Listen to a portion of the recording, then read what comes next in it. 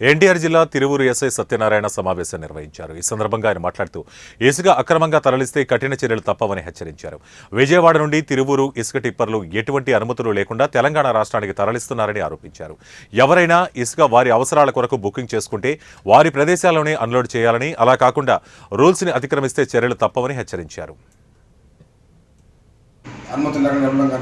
అది ఒక చట్టం ఇచ్చారు. అటువంటి ఏమన్నా మా దృష్టికి వచ్చినట్టయితే సదరు వాహనాలను అన్నీ సీజ్ చేసి వాటిపై కేసు నమోదు చేసి వాటిపై చర్య తీసుకోవడం జరుగుతుంది. కాబట్టి అందరికీ తెలిసింది ఏమనగా దయచేసి ఎవరో కూడా పర్మిషన్ లేకుండా ఎవరైనా రావద్దు. వచ్చిన తర్వాత ఎక్కడైతే మీరు ఎవరైతే మీ బండిని నమోదు చేసుకున్నారో వాళ్ళ వద్దకే బండి మీరు అన్లోడ్ చేయవలసిందిగా కోరుచున్నాను. దాని నుంచి ఆ రూల్స్ విరుద్ధంగా ప్రవర్తించినట్లయితే పోలీసు వారు తీసుకున్న చట్టపరమైన చర్యలకు మీరు అందరూ కూడా బాధ్యతవుతారని ఈ సందర్భంగా తెలియజేస్తున్నాను. గౌరవ సిపి గారి ఆదేశాల మేరకు ఇక్కడి నుంచి ఏ బండి అయినా శాండ్ లారీలు కానీ టిప్పర్స్ కానీ అనుమతి లేకుండా ఎటువంటి పత్రాలు లేకుండా ఇక్కడ రావడం చట్టరీత్యారు. అదేవిధంగా ఇక్కడికైనా వచ్చి ఇక్కడ నుంచి తెలంగాణ ట్రాన్స్పోర్ట్ చేయడం కానీ తెలంగాణ అనుమతులు లేకుండా వెళ్ళడం కానీ అది ఒక చట్టరీత్యారు. అటువంటి ఏమన్నా మా దృష్టికి వచ్చినట్టయితే సదరు వాహనాలను